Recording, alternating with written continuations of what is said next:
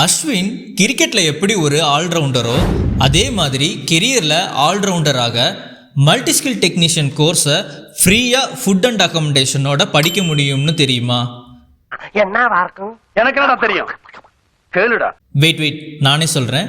Kovai KG group Sri Palanimurugan ட்ரஸ்டோட Sarada skill அகாடமியில் TN skill 100% sponsorship பண்ணுற மல்டி ஸ்கில் டெக்னீஷியன் கோர்ஸை 35 நாளில் கம்ப்ளீட் பண்ண முடியும்.